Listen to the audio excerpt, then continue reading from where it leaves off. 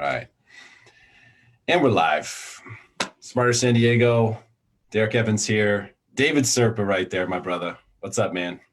Good to see you again, my brother. Good to see you I'm too. excited about this. Yeah, you're so dialed in today, man. I thought I would for sure be the best dressed with a collar on.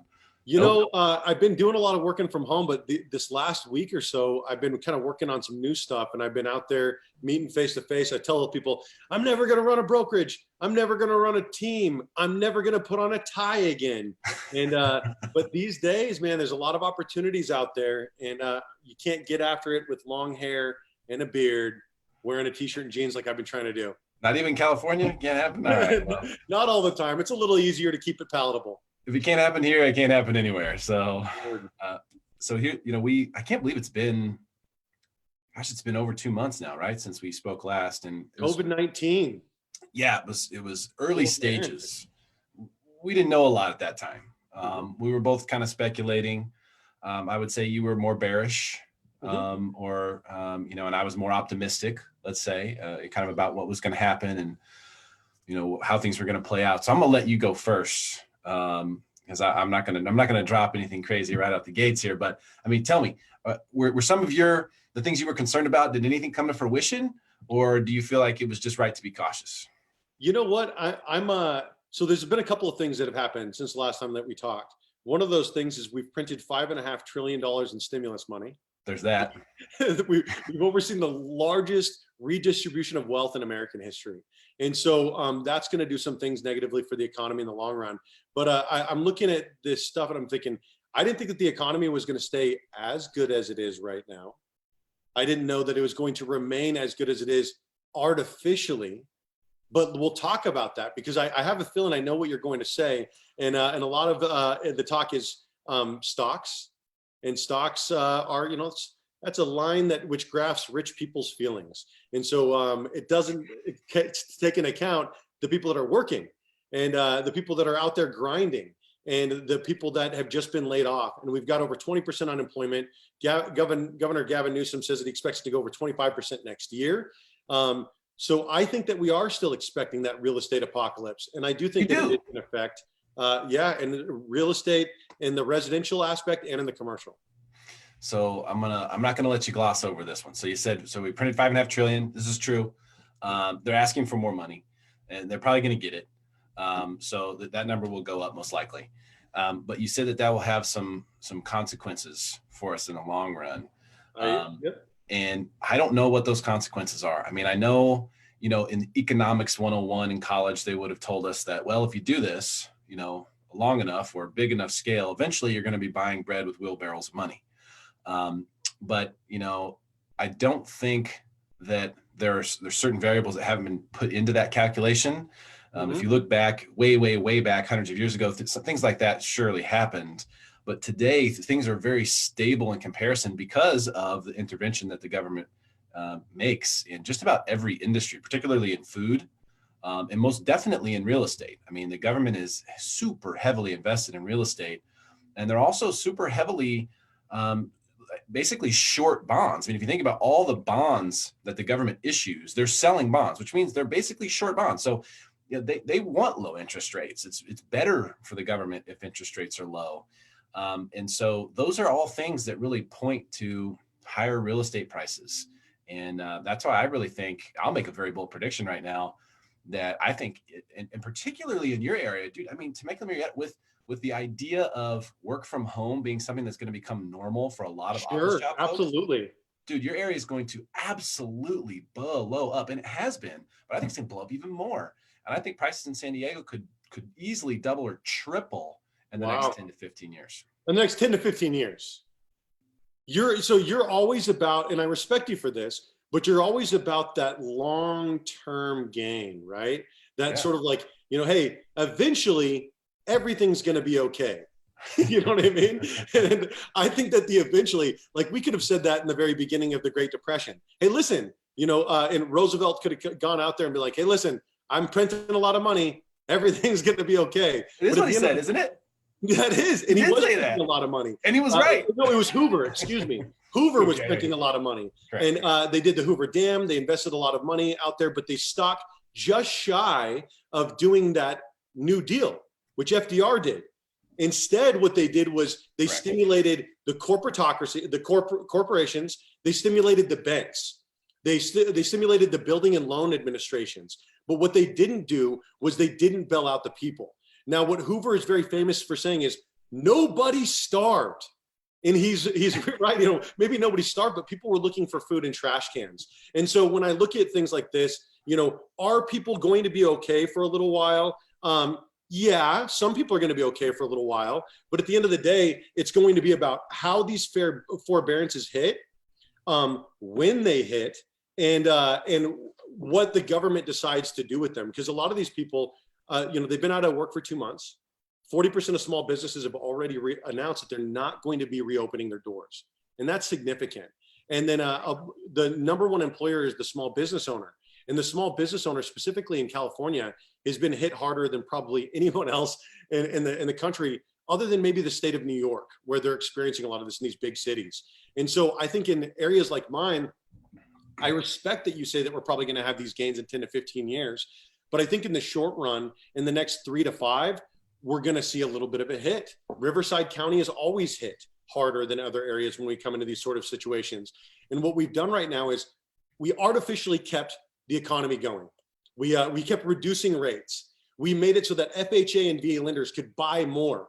At the beginning of this year, before COVID-19, before all of these riots, people were already saying that we had a big recession looming. And what we did was we artificially reduced rates 3 times. We made it so that FHA and VA had more buying powers. We tried to keep more and more people in the market. But what happens is that monthly payment, no matter how low your interest rate stays down, it still gets up there. And how many people can afford a $2,400 a month mortgage payment, especially when they're not working? It's true. No, you're 100% right. I mean, there are headwinds. There's no question about it.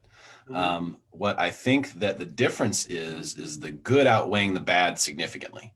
So for example, what do we see right now? I went and checked this out yesterday for my own personal reasons. Mm-hmm. And I looked at fixed income and, okay, where can I get, I have a few different trust accounts I manage for my kids and for other kids in my family whose parents aren't savvy in that regard.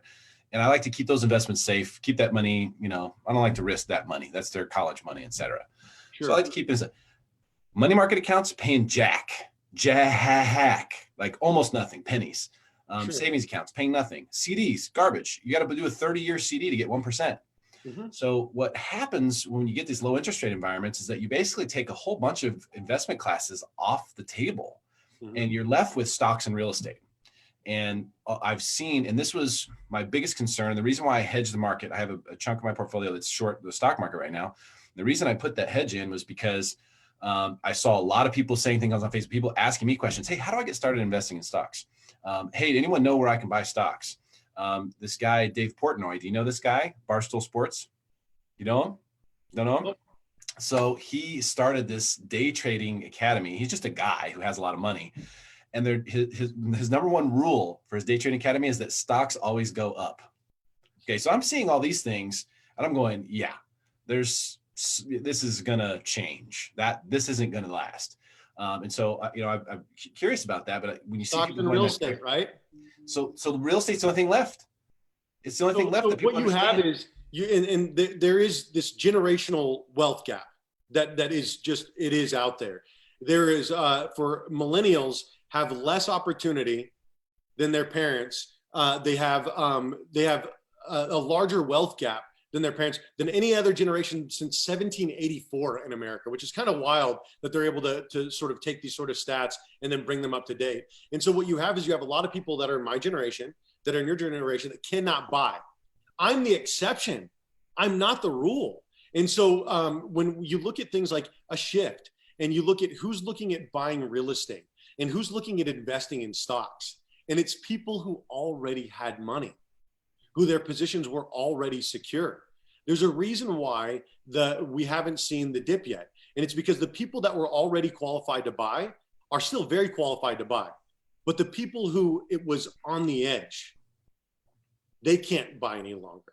If their employment went away for 2 months, their verification of employment, they couldn't buy even if they wanted to. And so what happens is you have this next thing that's happening. And this is the next thing. A good friend of mine, Grace Santiago, who keeps an eye on the market. She was really big in REO, back when things really kicked off in 2008. And she says she's getting more BPOs right now than ever. She puts a screenshot of her, what's that? Up in Riverside, in my area. Okay. And so what's happened is these forbearances have finally started to hit, just the first ones. Because remember, it was a 3-month forbearance. And then what's going to happen is the government says, okay, 3-month forbearance. It's not that everything moves to the right. It's that there's this balloon payment that now the buyer is responsible for. Now, I don't know about you, but if you've been out of work for 3 months, all of a sudden coming up with 3 months worth of wages is pretty difficult. Now, what's going to happen? Terrible structure. They did that. It was a terrible structure. Now, some of them are adding it to the right.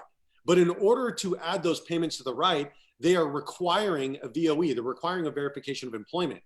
Now, what's happened is a lot of these small business owners, it's hard for them to prove income now. For these people that have been laid off, it's hard for them to prove income now. And so instead of that forbearance getting moved to the right, now maybe it's getting added on the top of 12 months. Maybe they bump it back 6 months. And so what will happen is instead of all of us losing our houses at once and all of us taking to the streets and getting angry, it will be a slow bleed. Just like it was in 2008. It's been a gradual crash. They've been releasing inventory gradually. We all still have empty houses in our neighborhood from the last crash. And that's because if they would have released it last time, it would have flooded the market and it would have drove prices down. Which it did. It did significantly. It still did. I think right now the inventory situation, I mean, we personally down here, we need inventory. In fact, a lot of my people are going to your area. I've never done so many transactions in Riverside County and dealing with just different tax rates and, things like that. So, a lot of people are looking up there. We've got a couple in escrow right now that are purchasing, in, one's in Murrieta and one's in Temecula. And so that's part of why I think, that when prices start to move higher here in San Diego, the typical knee-jerk reaction is buyers start looking north and, and then they start buying north. And the question is, will that stick or not, right? In the past, there was a lot of buyer's remorse. There was a lot of, I didn't realize the commute was going to be this bad. Or, I didn't realize I would be so far from the beach, or whatever the thing was that they didn't realize. And so, now with people having the opportunity to work from home, I think you'll see less of that. Also, I think that's going to affect your market, though. It's going to affect it negatively. And because I had two listings this week that I'm talking to people at. Okay. One of them is leaving the state. Because that's what happens is people come out to Riverside County, they come out to the Inland Empire as their last ditch effort to try to stick around in California before they give up and they leave California. And the other person that I met with has been a client of mine. They bought a couple of houses over the last 5 years and they're talking about leaving the country. And so they've lived in this country for 25, 30 years. And now they're talking about, they've raised their kids here. Now they're talking about leaving this country. And so when you have a situation where we've artificially adjusted the dollar as much as we have, where much of the world, 80% of the world transacts in the American dollar. So the American dollar is valuable. But what happens is when you continue to manipulate the currency the way that we are, and printing $5.5 trillion and then handing it to big banks and corporations and then them being allowed to do stock buybacks, which is the reason why all of the rich people still see the stocks going up. But what happens when all of those companies, even though they had $5.5 trillion in stimulus, they were able to do all this? What happens when all of their employees lose their jobs or lose their houses, or there's their wife who works for a different company, because we're all working 2 jobs in every house in order to stay above ground? There are more people over 30, men, that live with their parents than live with their spouse. So there is a massive, that is the truth. So look it up. There are more men over 30 years old that are living with their parents than are living with their spouse. And what that says to me is that we have a systemic problem. So when you walk in and you go out to eat with your wife, right? 10 years ago, if you were to walk into a restaurant, 9 out of 10 of the people serving would be college age or they would be high school aged. Now, 9 out of the 10 people that are working in these entry-level jobs, that are working in retail, that are working in grocery, these are the jobs that are being automated away, by the way, that have been affected by COVID, are single mothers, right? They're two adult households where they're both trying to make a living working in the service related jobs so that they could someday buy a job. But what's happened is I went and I met with a couple of friends of mine who are an older generation. And they said, well, part of the problem is your generation, you guys buy Monster energy drinks and you guys buy venti Starbucks. And they were both sitting there drinking venti Starbucks. And I said, and this was offensive and I apologize for this, but I said, okay, boomer. I said, that's the most boomer explanation that I've ever heard. Because the thing is they think that we're being frugal and they think that we're not investing our money properly. But the problem is people are graduating from college with all this debt and no opportunity. You know what I mean? Yeah, so, yeah. No, there's a problem there. You know, it's systemic. You know, the first thing that comes to mind for me, the real system problem, is the idea that here's your life. You go to high school, you graduate, then you go to college, you graduate with a bunch of debt, you go get a job, you get a salary somewhere, you get married, you have kids, you buy a house, you buy a Beamer. Like that whole thing is wrong.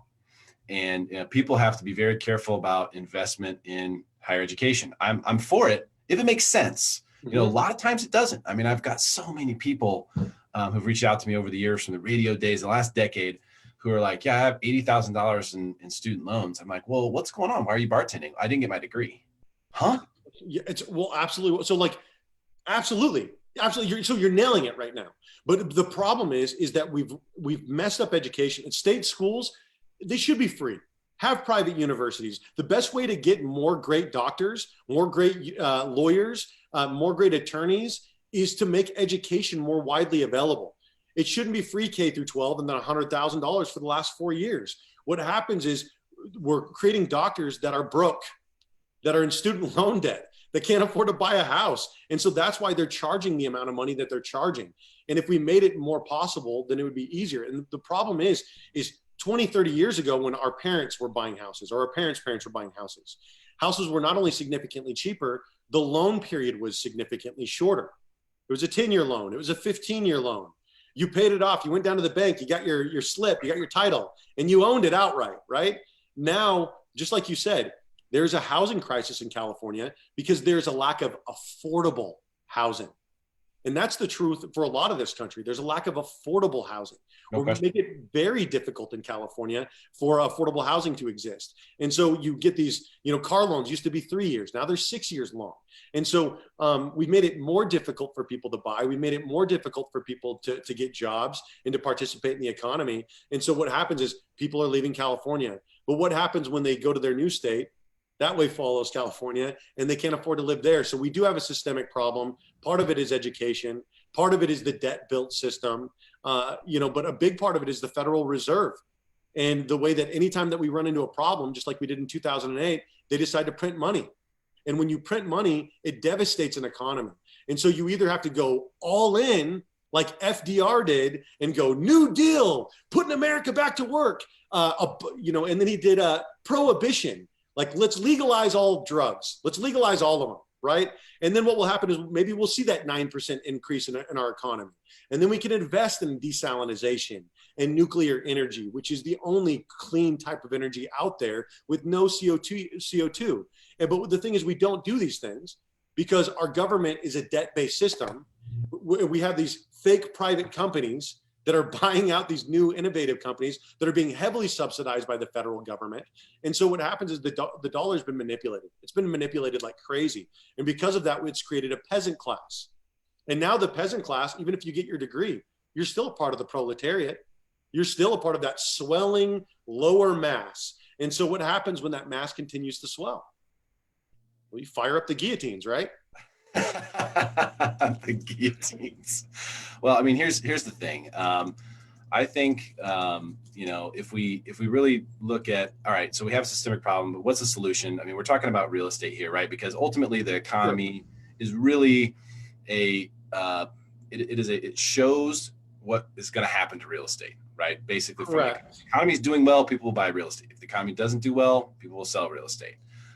So, I mean, that's really what, we're talking about here. That's the reason why we're discussing the economy and, systemic issues with it, because those things do eventually get to real estate. What I don't buy just yet is the idea that, the Fed's intervention actually causes problems.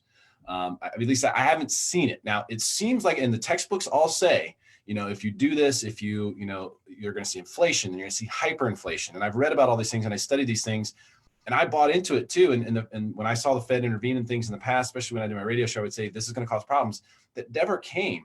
And so, at least that were visible to me in any way, or visible to the economy in any way. And so you wonder, the smartest people I know, though, they say, listen, you're kicking the can down the road and that can is getting so flat, you can't kick it anymore. But what happens? Yeah, sure. Yeah. What happens though? What's going to happen? Yeah. Well, the thing is so our economy, so the big thing that got us out of the Great Depression, in addition to the New Deal, was a world war, right? So that was a big deal. And so what we've done is our economy is propped up by our military. And we've got this massive military industrial complex, and that's just the truth. And so in order to participate in a world economy, we have to be going around at everybody being like, you have to, you know what I mean? And so and eventually what happens is the rest of the world catches on to that. And they say, hey, listen, we're not going to be your servant class. We're not going to be your proletariat. And so you have, we've had this intervention, and this all affects real estate. You had this intervention in Iran where they tore up the Iran nuclear deal. You have this constant intervention in Venezuela. And what the hell are we doing? Are we not like totally in a financial crisis right now? What are we doing messing around with Iran? What are we doing messing around with Venezuela? Why are we spending $36 million an hour on war? And so what happens is you have all of these civilian casualties in Yemen caused by Saudi Arabia. Our fault, our bad. We have all of these, civilians that are dying in Iraq at 1.5 to 3 million, 10,000 a year in Afghanistan. And so what's happened is the chickens are coming home to roost. People are getting frustrated with America. And so that's why during this Black Lives Matter protest, you see that there is a movement throughout the rest of the world to come to the aid of America and say, hey, listen, we hear you. We know because we've been watching you guys kind of bully everyone around for a long time. And there's sort of this natural thing to say, well, if we don't do it, somebody else is going to do it. But why should I invest my tax dollars in that? Should our best protection not be trade? We've got a Pacific Ocean, we've got an Atlantic Ocean, we've got Canada, and we've got Mexico. We're okay. We need to stop getting in everyone's business. And what we need to do is we need to start investing in our own economy. And we're not doing that currently. So this is clearly your first platform running for office here. So let me ask President Serpa. So I would love to know solution-wise, because obviously, you're a little more bearish still, than I am on real estate. You think the forbearances are coming and this is going to cause, maybe there's some shadow inventory out there. Maybe there's sellers we don't know are sellers yet. They're going to be actually like desperate sellers, or what we call highly motivated sellers, that could, affect the real estate game. But I mean, like, what is a solution? Let's talk about macro, and then let's drill it down to like, what does the buyer and seller need to think about today? So what you talk about is you say, well, what happens is the economy directly affects real estate. It's a foreshadowing of what's getting ready to happen. And when you had unemployment skyrocket over 20%, Newsom says it's going to go over 25% next year. Great Depression levels were just over 20%.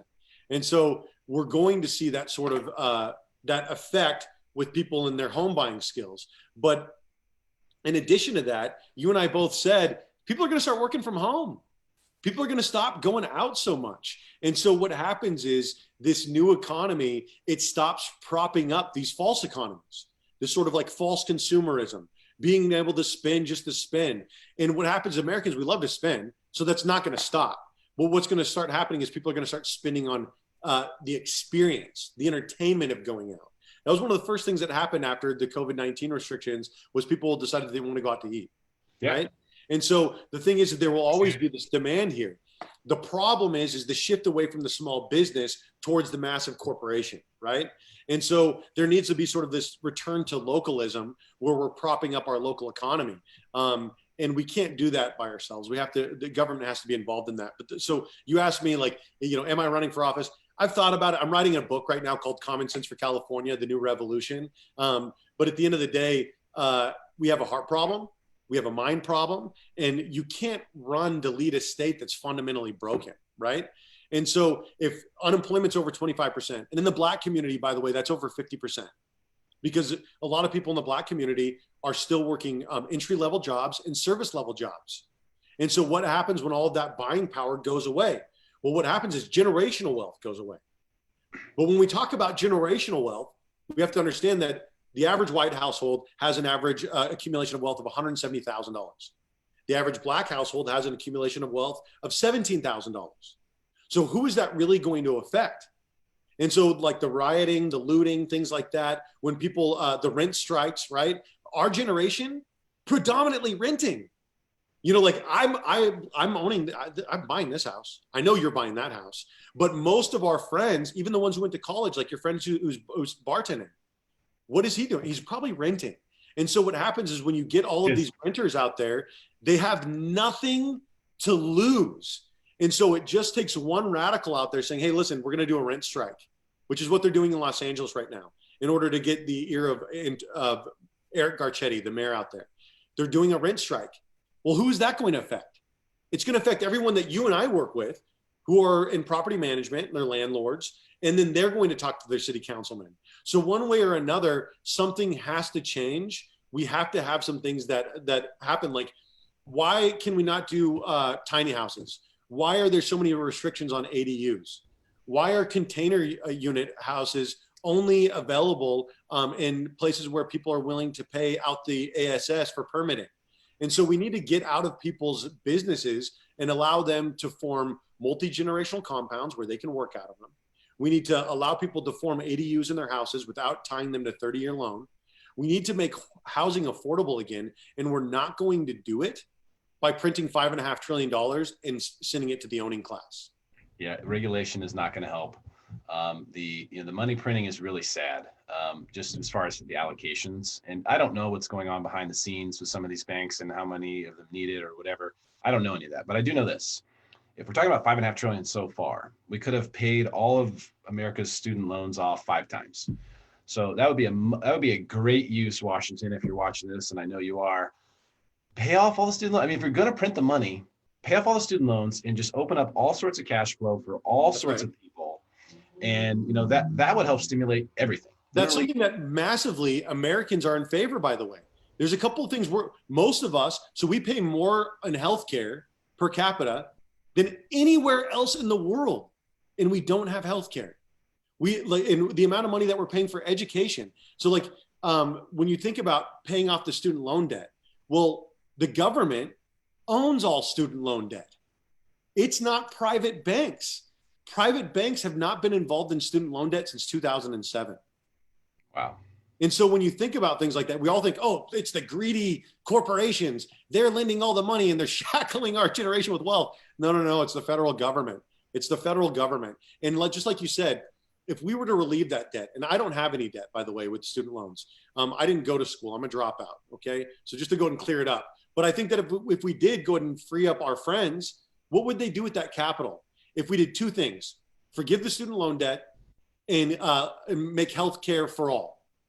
They would become entrepreneurs. They would become business owners. They would work the job that they really wanted to work. They have more options. They would have way more options. Put it that way. I think you went to a school called the United States Marine Corps, if I recall. That's correct. One of my buddies was telling me a story. Yeah, I got sick of people telling me what to do, so I decided to join the Marines. Bad choice, my brother. Found that out in hindsight. So yeah, I mean, I think you get rid of the student loans would be obviously like a macro solution. You get rid of student loans, and the main thing that we need to help the economy is to make it easy for small businesses. I would be totally in favor of a massive tax relief for the first 10 years of any new business. And if you've already been in business 5 years, you get five years from now on it, like from start I wrote about that in my book. Inception date until 10 years of no taxes or humongous breaks, just gigantic breaks on taxes to get people started. If we just did that for the first 2 years, which is that's when most businesses are failing anyway. Yeah. If we just got rid of those stupid fees and allowed people to make money, get our hand out of their pocket. But the thing is we're waging war on the small business owner in America, in California specifically. We're waging war on the independent contractor. We have all of these just terrible laws that are putting people out of work. But the thing is we're subsidizing Amazon, and we're subsidizing Walmart, and we're subsidizing the dollar store, but we're taking away from all of our small business owners to do it. And so the thing is what do? What do we do? Well, there's a lot of different things that we're going to need to do. Term limits is going to be one of them, because you can't have a bunch of people that have been in public service for 25, 30 years dictating policy, who are all multimillionaires, who have nothing in common with the average working class. Our politicians are, 50, 60, 70, 80 years old, when the average Californian is 36 years old. Like, there's just, That's a they're not representative of us. It's a big problem. And frankly, I don't know that we really need Congress anymore. I'll be honest with you. Like, it was necessary back in the day when you really had to send someone on a horse to Washington to like, hey, go represent us. That's not necessary anymore. We could individually participate in every single vote electronically, et cetera. Like, I know that's never going to happen because they're never going to vote themselves out, but we really don't need Congress anymore, frankly. It's a totally radical thought. It's a totally radical thought. But if the thing is, if they were only allowed to spend 8 years in Congress, we would really flush the toilets once every 8 years, and that might be enough. But the thing is, there's a lot of really great solutions out there, but the people that are in there aren't finding any of them. But how do we fix housing? One of the ways is that we got to get people back to work. Another way is, free up the economy so that the blood of the American economy is circulating more regularly. And we can't do that if we're all sitting back at home with our masks on. It's devastating. At this point, we have to allow people to work. It definitely is hurt, and the employment numbers are a little scary. The new data came out today. It's 1.5 million. And I think that we're now at that 20% number, and there's some different calculations of that. Let's call it approximately 20%. And that's a scary number because it mirrors things like the Great Depression, very close to that. The difference is a lot of stimulus has already taken place. So the government was really, really ahead of this one because it wasn't something that caught us necessarily off guard. They were the ones who were making the decision to bring it in, right? So, they got ahead of it. There's a lot of stimulus out there, people getting stimulus checks now. There's more coming. The Fed is going to do whatever it takes. I don't know what the consequences are or if there will be any, because there haven't been so far that I've seen. But I do think real estate is the one thing that you can feel confident about. I don't feel super confident about stocks, so they don't seem to want to go down no matter how bad things are. But I do feel like real estate's the one thing that, especially with people working from home more, they're going to be looking at, what is my housing scenario? If I'm spending more time in my house, then I need my house to fit my needs more than I did before. That's a good point. And also, people have that sanctuary at home now, and then they're looking at their homes like, and I have a couple of different business options that I'm looking at here, making in the next probably 4 to 6 weeks. And everyone's running out. And I'm thinking about running in and kind of doubling down a little bit. But that's kind of the way I always do things. And when people are running away from fire, if you run in, there is gifts in the shift. And the problem is a lot of these people, they're going to lose their homes for the second time in 10, 12 years. They're going, and we look at it, we say, oh, well, the government acted right away. But who did they act right away on behalf of? And how long did it really take for these checks to go out? And who really got the checks? And it was $1,200. And I'll tell you what, your buddy who is a bartender, he didn't get a check. You know what I mean? He probably was kind of out on his ASS, right? And so the thing is the people that really needed the money, and again, Hoover, his checks all went out to the top, and he expected that the money was going to make its way down. But at that point, people were already starving. And when you look at the food lines the way that they are currently, and what the new normal is going to be, there's not going to be a big rush to get back to the new normal because people are hungry and they're frustrated. And so I think that it's a bigger issue than what it is currently. I think the government did a horrible job on both sides of the aisle, stimulating the economy in all the wrong ways. If they had sent checks directly to the people probably would have been able to make those mortgage payments, or they would be able to buy the food or make the rent payments. But instead, they sent them to their bosses with stipulations on how those checks are going to be dispersed out later. And that's not the way that the cookie crumbles. And so we're either going to have to wait for another new deal, or we're going to have to get to work in a freaking hurry. And I don't think that we're getting to work in a hurry. And I'm looking at the options, and we've got, President Trump, or we've got a President Biden. And that's the reason why my clients that are legitimately leaving the country are leaving the country, because one of the two things is going to happen. This Black Lives Matter protest and these frustrations over, COVID-19, they're going to boil over after the election because Trump got reelected, right? Or Biden's going to get reelected, and then Trump's base is going to be furious because Trump was elected as a response to the Obama era. And so there's sort of this thing that everybody closes their eyes, and then, you know, we're supposed to go back to Biden and act like everything's cool. And it's not cool. And we are frustrated. But no one's going to go to a third-party candidate. We're all going to keep kicking the can down the road until it's so flat that it can't be kicked anymore.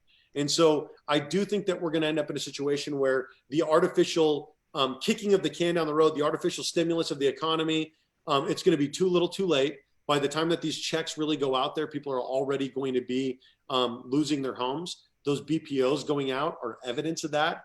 And I don't think that we're going to avoid this housing apocalypse. And I think it is going to spill into commercial.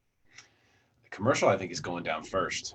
Commercial is a bummer for me because I have some money in commercial, but it's just a reality. You know, the work from home movement, which really could have started a decade ago based on technology, just didn't have a catalyst until COVID, and COVID became the catalyst for the work from home movement. And I'm one of the people who adopted it, you know, which I could have adopted it prior, but I adopted it through this process, being forced to, and then kind of going, okay, I need to rearrange my office, and I need to set up so I can shoot videos in here. I need to get soundproofing, you know, and I did all this stuff and realized that, damn, this is dramatically more efficient for my time. That's right. Absolutely. So, you know, it's like, I think that catalyst is going to kill commercial. There's already been a bunch of companies that have renegotiated leases, that have gotten out of big leases they were in.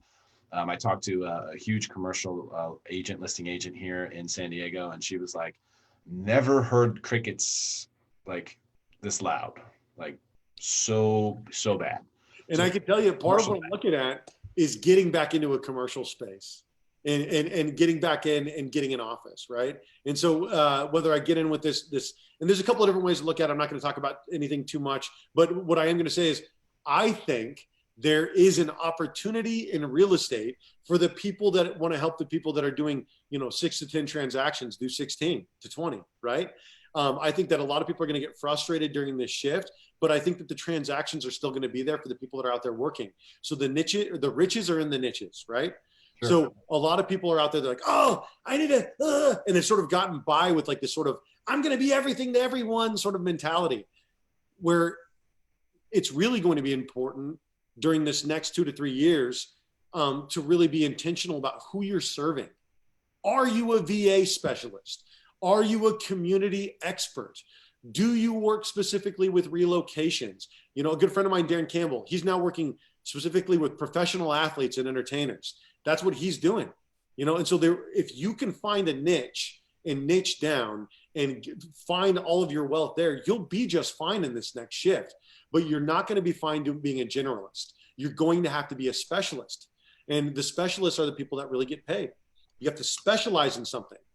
You have to be relevant somewhere in order to be relevant anywhere. And we agree on this one big time, David. Yep. So I just did a video.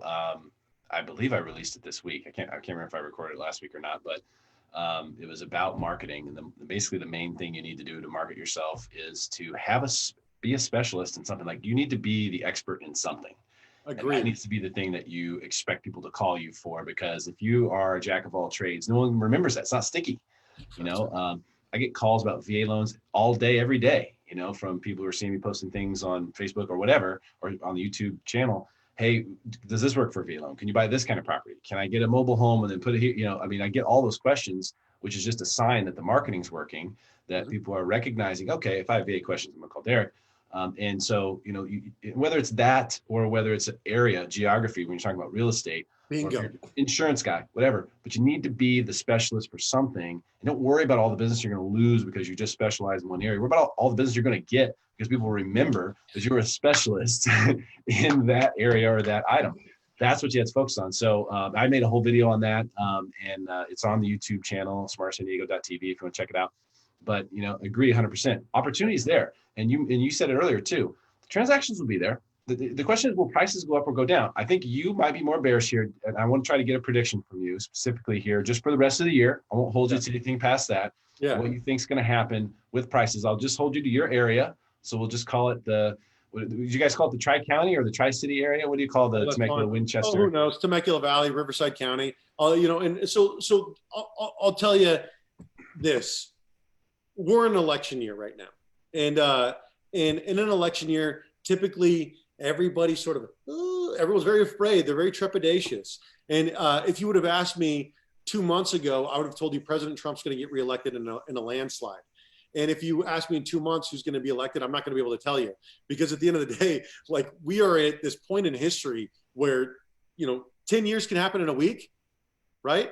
Yeah. Or a week can happen in 10 years. And we're in a period right now where there's just so much happening. And there's so much that is crucial, that is a part of our everyday. And so I think that what's going to happen is the government is going to do everything that it can to keep housing prices flatlined for the rest of this year, because it's an election year. Jobs are going to depend on it.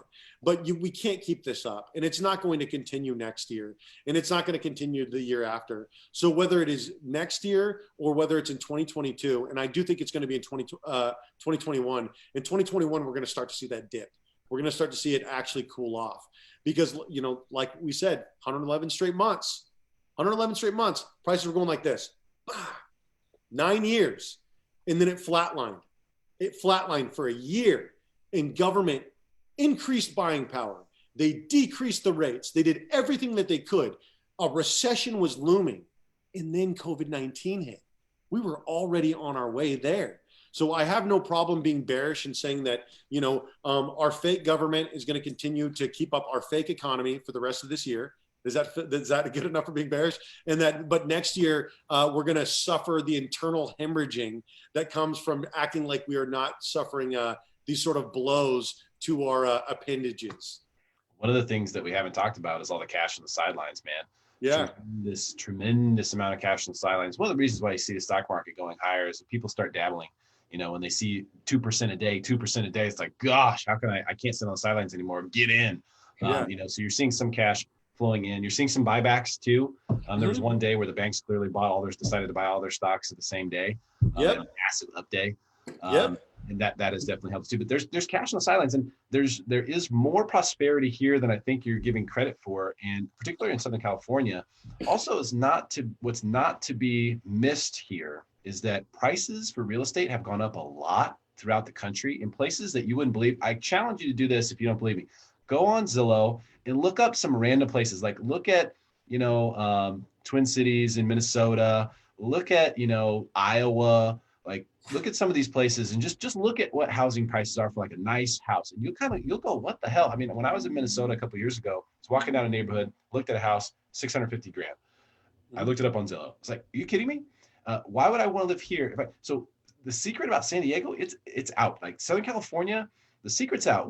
People used to think that we were in Mexico. We're not. We have Mexico weather, but we're in the United States. That's like the best combination. And the secret is out. Internationally, nationally, people still want to come here from all over the place, and that's not decreasing, that is increasing. And if people are going to be trapped in their houses, if people are going to be making big life decisions, if people are going to go, you know what, I've got to go somewhere where I can get some sunlight, where I can hear the ocean, where I can see sunsets. You know what, I need to get someplace where I can decompress from all this negative media and all this bullshit that's constantly being put in front of our faces. I think this is one of those sanctuaries. I think this is one of those places where energy is amazing and people are attracted to it. And I think they'll continue to be attracted to it. And I'm extremely positive on real estate, not just through this year, but through next year for sure. I think between the end of this year and next year are going to be very, very good for real estate. Will it hold from there? Is it dependent upon what happens with interest rates? And we don't have an interest rate forecast beyond that. So I can't go too far beyond that with my forecast. But I think for sure in the short run, we're going to say the next few years, next 18 months look good. I will agree with you to a certain extent. So I love California. I'm born and raised in California. I will die in California. I will be here until the day I die. There's nothing that I would rather fight for this freaking state than leave it. You know what I mean? And I've lived in every part of the state. I love this state. But when we think about who this state is to our coastal communities, to the Derrick Evans of the world, and brother, you made it and I love you, but like not everybody has that Encinitas lifestyle, right? And so some of us are stuck out here in the Inland Empire. No, I'm just kidding. So I'm only kind of kidding. You know that I'd be in Encinitas if I could, right? So, but the truth is this: California is number one in poverty in the entire country. We're number one in wealth disparity in the entire country. And so people have to be able to afford the peace, They have to be able to afford, like we have 3 generations, 4 generations, 5 generations of people in one family in California. To leave the state is a big decision for somebody. And so you said something specifically. You said we've had a lot of these stock buybacks, which have helped. And you said specifically there was one day where a lot of companies did it all in one day. A lot of banks did. Yeah, and so helped. Who did that help? And it helped the stock market. It helped the stock market. Right. So Crystal Ball likes to say, and she's on the Rising by the Hill, and it's this alternative news source. She says the stock market is nothing but a graph of rich people's feelings. So in order to keep all of the rich people in the world, all of the Derrick Evans, all of the Encinitas types, the Zach Box, my friends, I have a lot of friends who play the stocks, the David Goldens, they like to do this stuff, the Adam Nelsons. In order to keep those people from freaking out, they had to invest in the stock market. They had to buy their own stock back. And in order for them to do it and not get a big stink out of everybody, it was probably pretty smart of them to all do it on the same day. And then so they all called each other and said, this is the day that we're going to do it. And what happened was they increased their own value, their own revenue. They hooked themselves up, not for their employees, not for anyone else, for their stockholders. You know what I mean? Yeah. So I really think that I love California, like I've said a million times, but at the end of the day, the camel's back has to break at some point or another, and love can only go so far. And people are frustrated. You see it in the streets everywhere. And are people going to stand by as their homes are taken away for the second time in 10, 12 years, just because the stocks are still going up? Yeah, I don't know if that'll provide the solace that you're talking about there. But with regard to, like if you just look at a lot of other places around the world, like a lot of places where we would say, oh, that's a good economy, or that's a strong economy, or like Brazil, that's a strong nation, self-sufficient, blah, blah, blah. When you go to those places, you see dramatic income disparity, a lot more dramatic than it is here. We don't want to go there. I'm not saying it's okay, but I think that we're way better off than most of those places where literally one street, it can be mansions and shanties. But we are there. You could say we're getting there, and that's not good. That's a problem. And, that's a problem that really has to be taken a look at hard. I don't know what the solution is for that. I don't know how you can enforce something like that in a free market, because I think what I've heard you say and what I believe is the government needs to get the hell out of the way. But the problem is, David, and this is something that's not going to stop as long as Donald Trump's president. Mm-hmm. And I said this as soon as he attached his name to the Dow Jones, as soon as he started taking credit for the stock market, I knew for sure at that point that it made no sense to be bearish, because they have, look who he hired to, on the advisory council, for the Financial Advisory Council, on his board is Larry Kudlow, who is the biggest bull of all time. Mm-hmm. And he knows how to manipulate the market if he wants to. He knows how to tell people, hey, 100%. We're going to gang up on this day, and here's what's going to happen, and let's get in there. And the plunger team is something that's legal, so that the government can legally go in on days where the market is down, and they can buy to prevent significant losses that happened as a result of the Great Recession. And so, there's things in there that are designed to buoy the stock market. The stock market's going to be okay. It shouldn't be, makes no sense logically, but it will be because of the things that are in play. So as opposed to saying, all right, well, that's screwed up, that's jacked up, I don't like it. I just want to look at it and go, okay, well, what's real then? Like, if the stocks aren't real, if that's bullshit and I can't count on that, like, what do I know? What can I understand? I understand I need a place to live. And can we talk about that for a minute, about what's real? Yes. So I love what you were saying. I don't even want to, I could listen to you go for the next 15 minutes. That was fantastic. You're absolutely right. Like the currency is being manipulated. The stocks are being manipulated. And there was one point where I would disagree with you on. Okay. And that's what you said, that America is not that bad when it comes to wealth disparity. But the truth is we are number 2 in the world when it comes to wealth disparity. Number 1 is Russia. And the reason for that is we have a very good floor. We look at somebody and we say, oh, well, because that person has a cell phone and cable TV, they're not in poverty. But the truth is they're still living a life where they're having to work 2 or 3 jobs, or they're having to get on government assistance. They have the stress of everything that goes along with that. That makes it so it's hard for them in their economy to survive, or for them and their family to survive in the economy. And nowhere can you see that more than if you were to drive through Los Angeles and go directly from, Compton to Inglewood, and then drive a mile and a half, 2 miles, 3 miles into Beverly Hills. And so the wealth disparity is there, and it's disgusting. It's massive. And the ground is full of oil in Los Angeles. And so you have a lot of people that are being manipulated. The currency is being manipulated. The stocks are being manipulated. Real estate is being manipulated. As much as we want to act like, oh, hey, well, the long-term hold is great. Well, the reason why the long-term hold remains so good is because it's a debt-based system. We want to keep people in debt with their mortgages. We want it to take a long time to pay off the house, to pay off the land. Because if it was easy to pay off a house, if somebody could put in a container unit house for $45,000 and buy off the house for $40,000 and be out of debt by the time that they were 45, you know what I mean? Then what would happen to the economy? The economy would have to really produce something. And so, and right now that's not really what we're doing. We're all of our manufacturing, all of our production, it's sort of elsewhere. And so you don't have this sort of gross domestic product that we need to have. And so until we really start getting invested in our own economy, until we stop spending all of this money overseas, it's very hard to determine what is real. And so that's why I say that the only thing that is real is financial independence, financial freedom. And so if you're investing, then your money's out there and it can make you money. But it could also go away. But we're getting to a point to where you almost have to stick money in your freaking mattress. You know what I mean? And then when you stick money in your mattress, then what happens to the dollar? Because we're printing so much of it. And what happened to the dollar in Venezuela when they were printing so much of it? People started making things out of the dollar and then selling, or out of their dollar and then selling it. And so there really is nothing that we could really invest in that is going to protect us in the long run. The best thing that you could do for yourself, and I am that bearish dude, is to make it so that you don't have these monthly expenses that keep you on the grid, plugged into the matrix, in debt, indebted to the system, and unable to provide for your family in the event that something turns. So I'm a big get out of debt person. I'm a big person on, if you are going to get debt, leverage that debt. And more importantly, if you're going to invest in something, don't use all of your own money.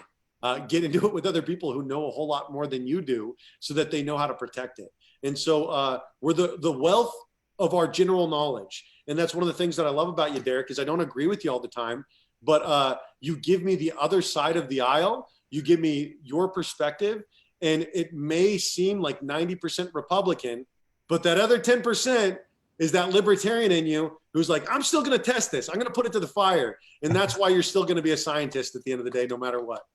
I appreciate that. I love talking with you too, brother. I mean, these are conversations that need to happen. We need to educate people about the things that we know. It's our duty. The bottom line is that, right, this is a time where people are really starting to think about this. When things get too good for too long, the complacency will set in. People will overspend. People will over leverage their debt. Credit card debt gets too high. Student loans are too high. We have those things, and we've got to really pitch. We've got to get our house in order. It's time. Everybody needs to get high and tight across the board.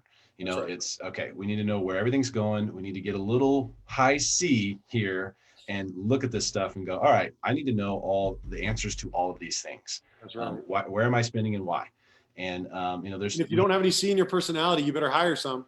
Yeah, you got to get somebody, because we have such access to great things. Like if you think about like Netflix, for example, for $13, all you get for that. I mean, there's so many ways that we have inexpensive entertainment now with the internet and just things like that. YouTube, for example, there's so many inexpensive ways to entertain yourself that if you really want to get out of debt, if you really want to lean and mean your lifestyle for a few years and put a dent in something, you can do it pretty easily. It's really not a huge sacrifice like it once was.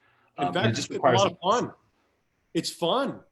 You know what I mean? Like people look at it like it's going to be this big, long grind. You know what I mean? And the thing is if you look at it like that, if you look at it in life, like it's a hustle, I'm sacrificing, I just can't wait till I get the light at the end of the tunnel. Then you're going to spend your whole life just sort of like waiting for happiness to happen. Well, happiness, like money, like joy, like success, doesn't come by making these things your aim. You know what I mean? You can't be like, I want to be happy, so I want to spend my entire life on a jet ski.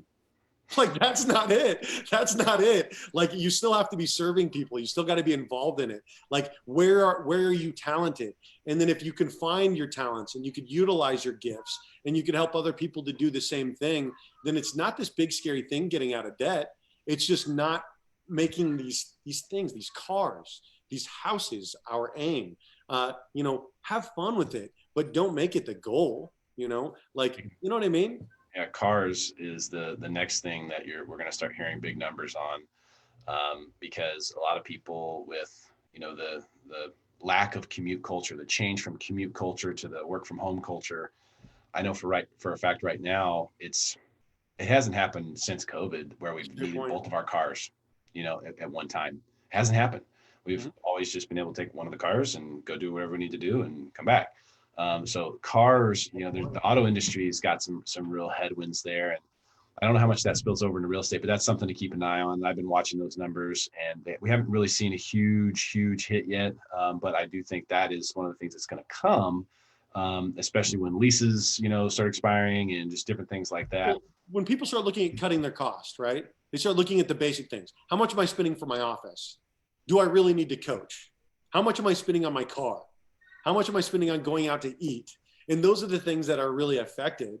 And so I think that you're absolutely right, man. I think that the car thing is going to happen. I'm so grateful that we work in real estate, though, because no matter what, these transactions are going to keep happening. It's just, what do these look like? You know what I mean? Do we need to get an REO? You know what I mean? Do I need to get in short sales? Is it? And I don't think that we're going to go there again. I don't think it's going to be the 2008 REO market. But I do think that you're not going to be able to wake up and have all of these transactions sitting in your lap unless you're influencing, unless you're a part of something. And so that's why I love what you're doing, why I think it's so important, especially when you're, like we said, the niches are in the riches. That one VA home show that I did 6-7 weeks ago, I got 6 deals from it. So I had to stop working. I was exhausted. And so my sister says, well, David, why don't you do 5 VA home shows a week and then just start referring these things out? Why don't you start doing the open house show twice a week and refer them out instead of being out there grinding all the time? So we're all looking at this. We're like, well, what do I do well? And then how can I get paid to do that? A lot of that. And so I think that this death cycle is great for us. This death cycle is great for us. I have a car out there that has 258,000 miles on it. I just spent another like $1,200 on it to get it updated again. And I love that car. And I don't give a crap about vehicles. It's paid off. That's beautiful. Who cares? And more importantly, I have 2 mopeds in my garage, and both of those cost less than $400. Those are paid off, cash money, and they're more fun to ride than a freaking Tesla. I guarantee you. I just want you in the suit on the moped, please, with the helmet on. Got to have a helmet on. That's a big part of these negotiations. Is I'm trying to decide if I go and I invest in an office, right? I kind of want to be close enough to where I could ride my moped into work wearing a suit, and then have everybody seeing me on my moped every day with the purple helmet. I think that it'd really make a statement to everybody. I like that. I think you should do that. Yeah, a lot of people are wondering about the office right now. There's no question. It's a big deal. I think we've done a good job here covering a lot of the bases of things that are going on, potential solutions that, hey, maybe we can't affect change, but we certainly can if we don't at least have the conversation, if we don't at least put the ideas out there, if we don't, there's a lot of things that need to change. We've learned that a lot here recently, and I'm sure you're writing a book about it right now. In fact, you said you were earlier. And actually, if we could, so we've got 36 comments online right now. We've got, you're kind of popping off. We've got lots of people watching. I just want to plug my book. This is Zen Business, an Eastern Approach to the Western Business Climate. It's a thin read. It's not so bad, but Nick Baldwin from LCA wrote the foreword, and I believe that there's really a room for us gooey people in business. There's lots of prickly people, the high D's, the drivers, make 7%, like F everybody else. And I feel like for the rest of us that just sort of want to serve people and are pretty happy with the amount of money that you can make from doing that, there's an alternative. And so that is really what I work to put pen to paper on with Zen Business. And so if anybody watching right now wants to check that out, if you've enjoyed some of my chaos and bearishness and you want something a little bit more peaceful, this is definitely it. The sides of Serpa, all the sides. He's got sides. Like an ogre. He's got layers. Like an ogre, like an onion. And so and you can tell we're both dads, right? Going with the Shrek jokes right there. But so there's this great book, and it's called King, Warrior, Magician, Lover. And it's about all of the different sides of the male psyche, right? And so we look at this and we say, oh, well, I'm not like that, and I don't understand that. Or I don't understand that a person would be like that. Well, when you get somebody like me who's passionate, who's out there and, I want to combat human trafficking, and I'm passionate about, you see me going after all these racists online, you know what I mean? And I'm a political activist, and I'm a little bit nuts. But when I write something like this, people say, well, Dave, when you're out there in the world, being a machine gunner and all these different things, you're not exactly like the sweetest dude on planet Earth. And the truth is this isn't about being a pacifist. This is about, when to wage war, how to wage war, if you have to, you know what I mean? And so don't shy away from that darker side of your personality, right? Like there's the dark wolf and there's the white wolf, and which one lives and it's the one if you feed most. No. Howl at the freaking moon, eat freaking raw meat, be a freaking crazy man, and love your freaking wife, love your family, be passionate, and stop trying to act like we were ever supposed to be tame. Oh man, there's no better way to end the segment than that right there. I won't be able to wrap it up any better than that. Howl at the moon, eat raw meat, be nice to your wife. Don't act like we were supposed to ever be tame. We are not supposed to be like this. Everybody keeps saying, hey, Dave, you got it together now? I saw that you shaved your face and, you don't have the long hair anymore. Are you okay now? And I tell people, I'm still just as crazy as I've always been. I just shaved the face and I cut my hair. But you know what, brother? What's fun about being sane? If someone wants me to be a square, I'm going to be a freaking hexagon. You know what I mean? I just have no interest in playing the game the way that it was given to me. And that's the thing. When we talk about systemic issues, a lot of that stuff is, it's brought up. And we both have really little ones here. I've got a 17-month-old. Yours just turned 1, right? Yeah, he's actually right here. Yeah. So, we have these my wife says, don't put me on camera. Yeah, my wife always says the same thing. We have these little guys, and one of the things I notice is that, like, when you're like training the psychological elements of children, you're telling them, oh, don't do that. Well, don't do. You're constantly telling them what not to do. You're just building these walls around them. You're sort of boxing them in. Yeah. And what's left is this like little polite passive person who doesn't do anything. And I watch these things happen over the years, just cousins and nieces and nephews and whatnot. And so I'm looking at my son. I'm like, I just want to let him let him loose. Like just let him caveman it, Absolutely. We take our kids out to go play in the woods and we say, stay on the trail. You know what I mean? And like the thing is, when you teach your kids to be little orderly little people walking in line, at no point will they ever be creative anymore. And so we have to sort of like, turn off the screens. We have to get out. We got to howl at the moon. Tell your kids stories around a freaking fire pit. And you said something really beautiful. You're talking about your kid and you don't want them to be these polite little passive people. And the best way that we could teach our kids not to be polite and passive is by not being so polite and passive ourselves. Like what great activist, what great politician, what great, leader ever won you over with how civil they are, right? There's a time for civility, but there's also a time for really freaking sinking your teeth into some stuff. And so there's balance, my brother. But the balance is letting yourself be exactly who you are when you need to be that person. And the beautiful thing about having children is they teach us so much. When I take my kids out and we go out hiking and they'll see trash on the side of the trail, they'll say, hey, Dad, can we pick that up? And I'm like, oh, that's a mattress. Somebody probably peed on that. I don't want to pick that up. And well, why not? I don't know. We pick up look at all the other trash out here. I don't want to pick up all this stuff. Okay. And a part of them dies every time, just a little piece of it. Right. And so instead of asking our kids, not to follow their passions, we should ask ourselves why we are not following our passions. One of my favorite people on planet Earth, his name's Rudy Gonzalez, him and his wife, Lori, they combat human trafficking firsthand. Awesome. And their child, they said, every Saturday we go out and we work, we volunteer, we give back to the community. And their daughter said, it was either Maddie or Cece. She said, how come we only give back one day a week? And she said, you know what, you're right. And no kidding, they end up founding this ministry, Serpa Ministries. They dedicate themselves to combating human trafficking. They include their daughters in it. They work and live on this 20-acre compound in Southern California, and they free human beings. That's amazing. You know what I mean? Like, what's our excuse for not doing good? What's our excuse for not helping the person directly in front of us? We have none. And so the thing is do you have to decide to leave lending and go grab your assault rifle and fight human trafficking? No, that's not what I'm asking you to do. But what I am asking every single person that's watching this right now is to truly value the person in front of you. The reason why we have these really beautiful conversations every time that we talk is because I love you, Derrick. And it's not a joke, and it's not a platitude. It's not empty. I love you, my brother. You're family to me. You're of me, and I am of you, right? We're out here doing the same thing. And so I never want anything bad for you because I love you.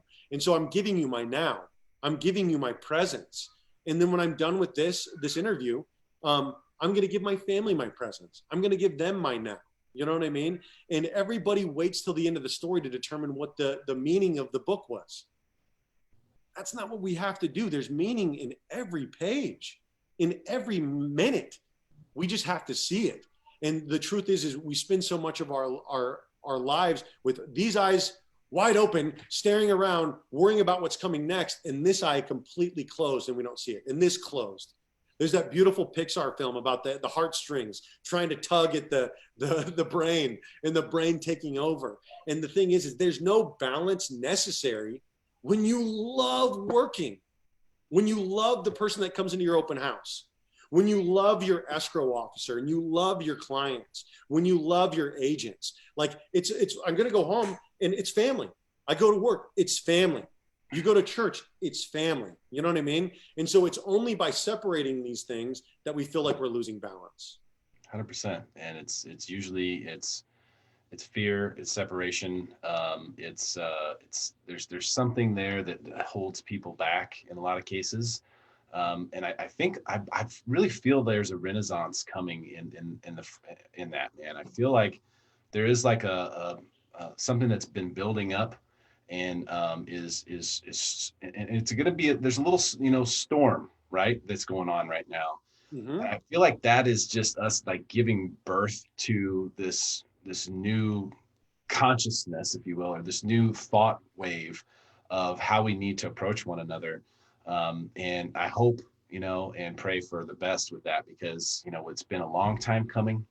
And there's been a lot of stuff that's gone on, to get here. There's been many different obstacles. But I feel like we're on the precipice of that. And there may be more pain, in the interim. But I think we have to realize that we can't just, we're talking about our kids. We can't teach our kids to just run away from pain. We can't just constantly run away from pain. Mm-hmm. If you do that, then you'll always be trying to be safe and you'll always wear a mask and, you'll never be there. There'll always be something that can get you. So I think, to dovetail what you were saying, I mean, the pain is where growth is found, and mm-hmm. where you're going to grow yourself, grow your business, and grow your families and your kids is through adversity, pain, discomfort, confrontation, things that are uncomfortable. Yes. Those are the things that where growth is going to happen. And if we can get a little bit more comfortable with not being comfortable, we'll see a lot of really good things happen fast. I agree. You said something really awesome. You said we're headed towards a renaissance. And the renaissance was right after the Black Plague. That sort of enlightenment that comes with, oh my gosh, we can die. And Kevin Hart said something really beautiful in the Joe Rogan Experience. He says, the closer we get to death, we see the light. And he broke his back 9 months ago, and he's talking about he's made a 97% recovery, and he's grateful to be alive. He's got this new perspective. And so there is this raising in consciousness. There is this connectivity of all of this. And I'm really grateful for the pain, because in the pain, there is the growth. There's this thought of, oh, there's this chubby little caterpillar. And then the chubby little caterpillar goes and gets wings. And now it's transformation. No. The transformation was in the chrysalis with the wings breaking and create those bones, creating new things. And when that thing came out, it was slimy and it had to shake its wings off. It was an excruciating pain. But the pain, and this is the most crucial part of this, has to happen alone. It has to happen alone. You have to do it by yourself, right? And so there's this thought of, we talk about, and I'm a mystic. I'm not a religious person. I believe that they're all right. But I love the story of Jesus. And Jesus, he sought out the sacred space. When he was in his most difficult times, he didn't run to Peter or to Judas or to anybody else and say, hey, listen, I've got this problem. I really got to sound it out with you. And, I'm going through a lot. I'm really frustrated. I was sitting here to die for everybody. He didn't do that, right? He went and he sat by himself. And he sat by himself for 40 days and 40 nights. He went to the desert, right? And then before he came out, the devil said, kneel to me and I'll give you anything, right? And he said, no. And that's sort of that ego, keeping that in check. Am I going to kneel to my ego coming out of my sacred space? Or am I going to remember what I learned here? And I think that when you have this global connection, this global awareness, we're seeking connection through our pain. People seek me out when they find out that I've suffered from PTSD. People seek me out when they find out that I'm on the autism spectrum. I'm no longer shunned for these things. People reach in and they pull me in close. And so I'm very grateful for it. I'm very grateful for it. I'll tie something together for you as well. You mentioned earlier, find your passion where you can serve people. How can you serve people best? Part of the reason why I'm doing what I'm doing, because I believe this is where I can use my skill set to serve people best. And on the lines of talking about Jesus, when he said, love your neighbor as you love yourself, or treat your neighbor as you would treat yourself, I believe that a better translation would be to replace the word love with serve. Because when you say love, that means a lot of different things. Like you love ice cream, you love your kids, you love your wife, love has a lot of different meanings. But when you say serve someone, that is the kind of the highest form of love, right? I mean, the people who you serve the most, where you take your time and spend your energy or your money or your effort, and you go and you do something just for someone else, you get nothing from it, and you're serving them. It's a lot of times it's your kids, especially when you have young kids like we do. I mean, you're serving that child a lot. They need your service and you love them so much. And so I think with the translations, and things in the Bible are all, stuff that is debatable in some cases. But I think the word love, if you could just replace it with serve, serve your neighbor, serve them, find out how you can do something for them. We don't even serve ourselves. We don't spend that time in our sacred space. And then we're so we abuse ourselves. And then it's because we abuse ourselves that we abuse our neighbors. And a lot of times we're frustrated with ourselves. And so the thing is if you can love yourself, if you could take that time with you before you step out the front door, if you then it's not going to be so hard when you run into that person in the open house. And so I'm really big on servant leadership and giving without an ask. And so I see that in you, and I appreciate you, my brother. I think I'm about ready to probably wrap this up, but this was great, man. This was a great interview. It looks like, and I always feel really bad when I'm watching these things because I see, we're 40 comments and whatnot. And I feel bad because I'm probably not going to respond to all of them, but if you ever want to inbox me or message me or whatever, feel free. I do have 5 kids. And so it's a balance thing. So, Derrick will answer all of your questions. I'll get to the comments later. David, thank you so much for your time, brother. I really appreciate it. I love you, my brother. I'm so grateful to be on. I'll look forward to the next one. All right. Same here, bro. Have a good one. Bye.